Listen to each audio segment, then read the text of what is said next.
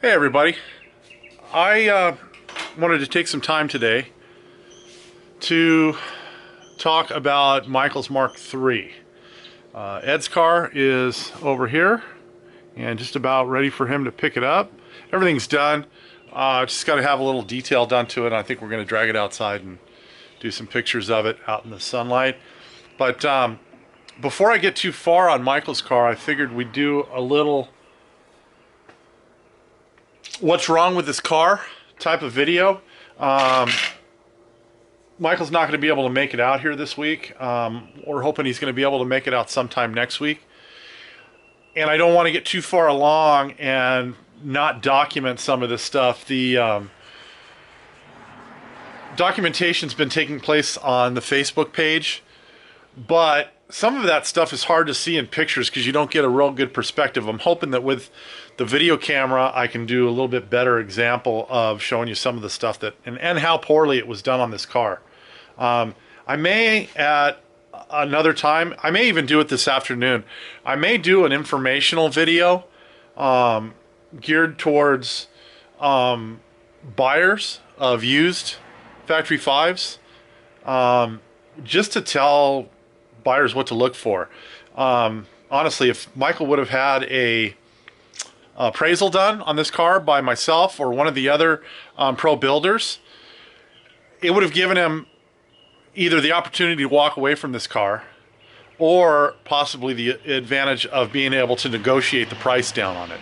So I'm thinking maybe I'll do that this afternoon or maybe tomorrow and put together maybe a 10 or 15 minute video on some of the things you ought to look for when you are thinking about buying a used factory five. And it'll bleed over into all of the different manufacturers for component cars and replicas. But let's start here with what's been done on the car so far, and then we'll get into some of the stuff that's seriously wrong with it. We knew when we first looked at this, the stuff that we could see outwardly with the body on and everything else, how poorly everything was done. But knowing that, we just didn't know how bad it was underneath the skin of the car. And in some cases it's as bad as we thought. In some cases it's much worse. So let's start at the back of the car here. You can see it's a beautiful day here at the shop. We started here in the back of the car and just started to pull out the wire harness that fed the taillights in the back, both sides. The fuel pump, this one has a much later model Mustang donor harness in it, and so it actually had the fuel pump variable speed driver module here, which we've removed since we're going with the Holly system. We're not going to need that. The gas tank's different for the later model cars too. The sump is in the center of the tank, which in some cases is better, but what it does for us is it kind of limits the fuel pump, both the hanger and the pumps that we can use with this, because there aren't as many options for this as there are for like the Fox body and early SN95 cars that have the fuel pump over here and use a more traditional fuel pump hanger. So we are going to pull this tank. We're going to put in a Fox body style tank that will have the pump and the pump hanger over here. We're going to go with a high flow Pro-Am hanger, which has true 3/8 feed and return lines coming out of it. I think they're a -6 or an AN6, depending on how you want to categorize it. So that's the fuel tank, pump, and hanger assembly that we're going to do. We're also going to upgrade the let me adjust the camera here. We're going to upgrade the fuel filter. We're going to do a canister style filter on that. Something that's a little bit easier to change. It'll be just simply unscrewing the canister, dropping out the filter, putting in a new filter, and then screwing it back in.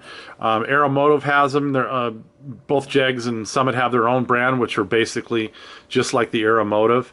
We'll probably go with one of those. They'll seem to be the ones that fit in that area the nicest, and allow our fuel lines to run in and out of them without having much issue because of the orientation of the hanger. Anyways, we've been working on a new rear end for this. It's not a new rear end. We pulled a Fox body rear end out of a a recycled car. This 2002 or 2003, I'm not sure which. I think it's a 2003.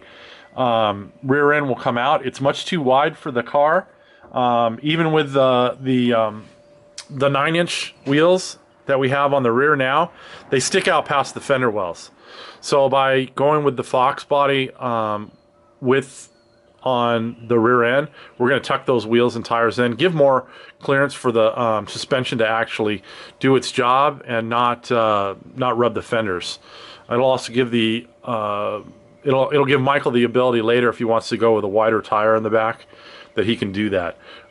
He's limited now with the 9-inch tires. He can probably go 1, maybe 2 sizes up, but they rub now, so we need to tuck those into the fender wells. So you can see we've got all of the wire harness out of the back of the car. We got all the wires out of the harness as well. We still have the speed sensors on the wheels. Those will come off when we pull the axle. It just doesn't make any sense to pull those out now if the entire rear axle assembly is coming out. So those will come out when we pull that out. You can see we've got all of the dash torn apart, and this is actually some of the stuff that I think this went down to the tunnel into the back of the car. These over here are both to the ECU, and so these ran through the firewall panel, the small one that's on the far side of the car, on the passenger side of the car. So all this is going to come out. One of the reasons I wanted to do this documented video today was because of this item right here. This is the clutch pedal, and you can see that these wires right here are resting right on the tab of this, and if you look on the bottom of this, they have already started to wear through this glob of electrical tape that someone put on there. So since I'm going to be pulling this out today and tomorrow, and Michael's not going to be here until sometime this coming week, I figured it'd be good to document this thing in the video, and that he could see that even though he hadn't had problems up to the point that he dropped the car off, other than, you know, some gauges not working and stuff like that, he was going to be in for some serious issues really soon because of the way this car was built. We are going to be removing all of the hydro boost system on this car. The car has a anti-lock braking system on it now, and I believe this traction control switch right here may have been active at one time. It doesn't work anymore. I tried out all these systems when I first got the car here at the shop. The anti-lock braking system is throwing codes, so I don't know if it's wheel sensor issues with it, or whether the pump or the processor for the pump are bad. But at this point, we're trying to minimize the amount of complexity with this car. With the dual overhead head cam 4-valve engine in here, there's enough complexity already, and that's one of the reasons we're trying to go with this Holley system, is to make everything a little bit more user-friendly and not have to rely on all of these defeat mechanisms in order to make the car run. One of those defeat mechanisms is right here. There is the old ignition switch. Where is it? It was like right here. I've got this thing up on the lift, so it's kind of hard for me to see. Oh, it's right here. So this is the old ignition switch from the donor, and so it's clicked in the on position, so the car will run, because it needs the passive anti-lock theft system needs the transponder and the key in order for this thing to run. So that, along with oh, what was the other thing that it needed to run? Oh, it needed the old dash too. So this dash was actually stuck behind the dash of the car. Now, I didn't check before I started pulling anything out whether all the gauges were working or not, or whether it was just plugged in so the car would run. But that dash was on the firewall when we pulled all this apart. So that's gone, and so that's going to give us some more room behind the dash for all of the new stuff that we're going to be putting in.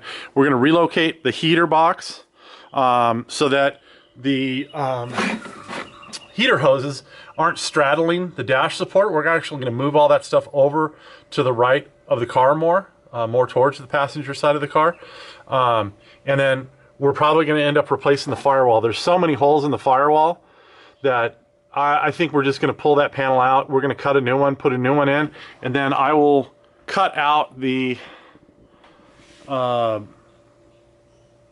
exempt sticker and then permanently rivet that to the new dash. I may even make a little plexiglass cover for it, because those things, the ink wipes off those things so easily that I don't know why they put these under the hood of the car. They should put them like behind the dash or something.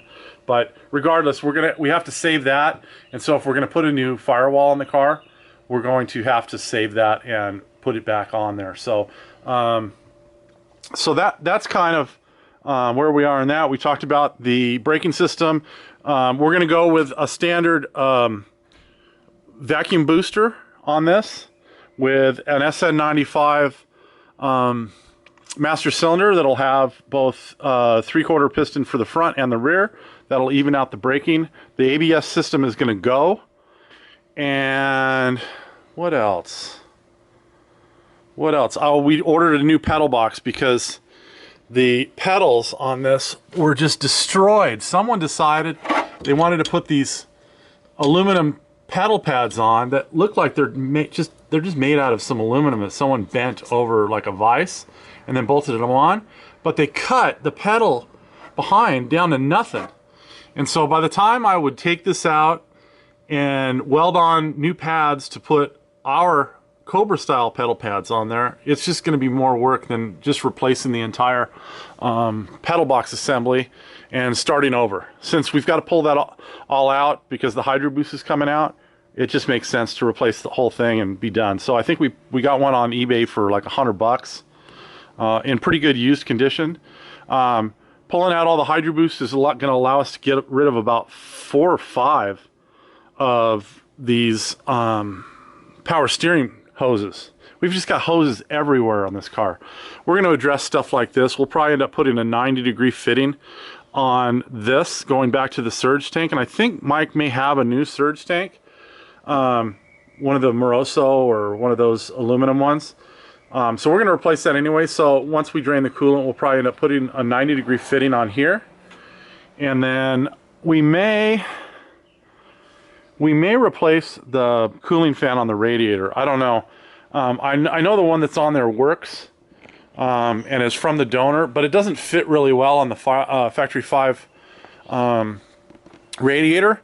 So we may just decide to replace that with our old standard, which is the late model T-Bird fan, because it just fits the Factory 5 radiator so well. And it'll wire in the same way. It's got both a high and a low speed. Generally, we just use the low speed on a car that's not running air conditioning. But we can put the high speed on a toggle switch too. And if the car ever starts running lower, you hit the toggle switch and it jumps it into high speed. And that thing just on low is like a tornado force wind. So all the nose aluminum is going to stay on the car simply because it's what's holding up the front of the radiator right now. And so until we have time to fabricate a new lower support, that's going to stay on the car. We'll probably address the front suspension after we finish the rear suspension. I don't know if we're going to end up going with new coilovers. These are the suspect coilovers in the front. I haven't checked the piston diameter to see if these have been upgraded. I'm hoping they have, and that we can just clean them up and reuse them. If we can't, we'll see if Bill Stein is still doing the rebuild on them. I'll give that information to Michael, and he can decide whether or not he wants to rebuild these, or whether he wants to go with the red conies, or possibly the dual adjustable conies from either Factory 5 or Gordon. So we're going to leave that up to him, but we're going to go through, we're going to pull the upper control arms completely apart. We're going to pull the lower control arms all apart. We're going to inspect them. We're going to re-grease them. We're going to probably, on the uppers, we're going to get new shafts to make the fronts a little longer so that we can dial in a little bit more caster when we do our final alignment. But those will all be coming apart, and we're going to clean and inspect all that stuff. The heater is probably going to come out here today. It all depends on whether I get the cooling system drained or not. I may just leave it in place until I have time to drain the cooling system on the car. But I'm hoping to get all of the engine harness off of the car today and tomorrow, and kind of get an idea of what it's going to take to clean up the engine bay, because it's a disaster. You know, it's not just the firewall. The F panels have got, you know, panels that were put on them and holes drilled in them. Sorry, Jeff Miller. But holes to adjust the hood hinges. Now we can go with carriage bolts on those, and so we can get rid of the holes in the F panels. So we'll probably make new panels for that. This panel in the passenger compartment has got just a number of holes drilled in it because it had a CCRM, which is the cooling control module for the engine on it. So that controls the engine fan. It controls both high and low speed. It controls the AC control of the fan. It controls the fuel pump, and it controls something else. But anyways, it was on here, and then we had a tack driver on here because this is a coil on plug type of setup, or a coil. Yeah, it's a coil on plug ignition system, and so you need a driver for the tachometer if you're running a standard tachometer, which this car was.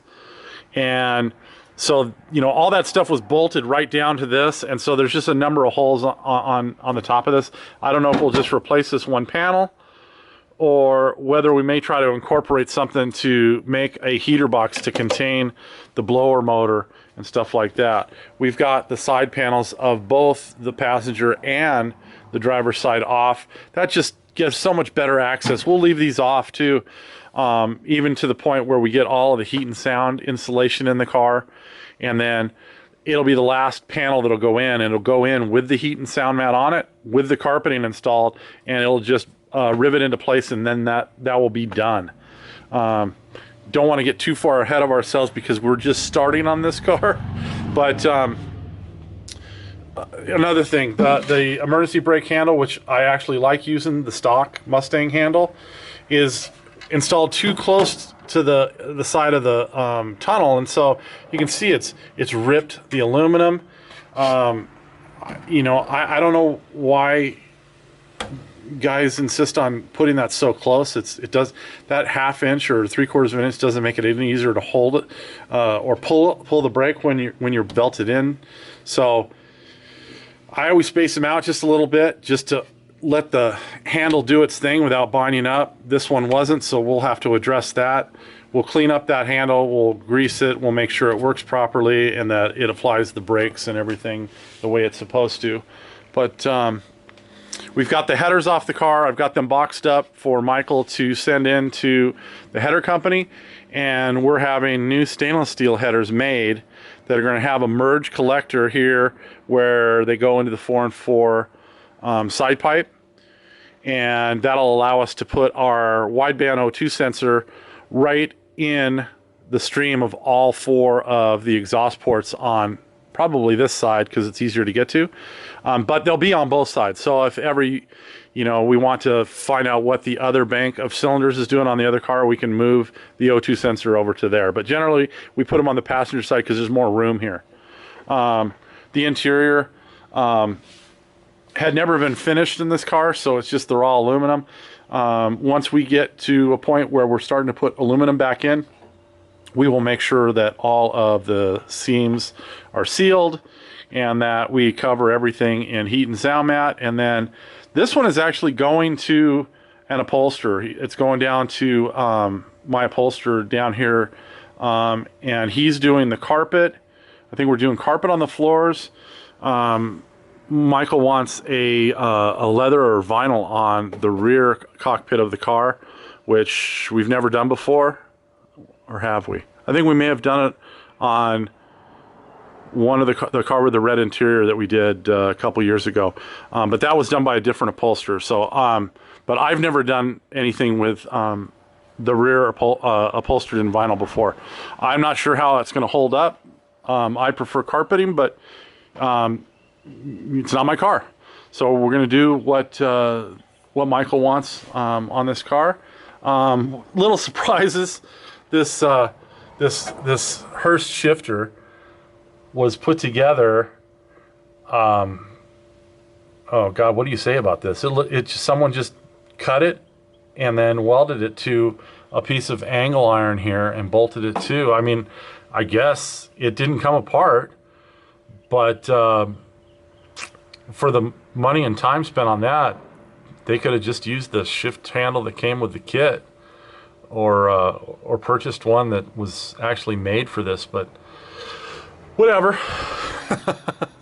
I think that's going to wrap it up for this. We'll probably be pulling off the pretty wheels here maybe sometime this week. I'm kind of waiting to see how soon I can have the rebuild on the rear end done. I'm almost done with that. I've got to set preload on the pinion, and then that can all go back together. And that may be when we pull the wheels and tires that are on this off of it. We'll put our shop wheels on it so that these don't get boogered up through the build process. I still have to siphon out the fuel from the fuel tank. I think there's about a half a tank of fuel in there now. And then we're going to pull that fuel tank out as well. So that'll give you guys a pretty good idea of what's in store for us on Michael's car. We've got a few things that we were able to pull out and salvage at this point. There's not much, and I don't know if we're gonna hold on to this stuff or what. I'm gonna hold on to the donor harness for the time being, just to see if I need any of the connectors to tie into the Holley system. But we've got the stock computer, the horns, the fuel pump driver, the tach adapter, the headlight switch, and that's about it. Everything else in this car was just destroyed. So yeah, so that is about it, guys. I'm gonna go ahead and have at this thing the rest of the day, and like I said, tomorrow I may this afternoon or tomorrow I may do a little video and kind of give you some of the pitfalls of buying a used factory 5 and what to look for, and maybe even who to talk to if you're looking for an inspection. So we will talk to you guys all later. I appreciate you watching, and have a good day.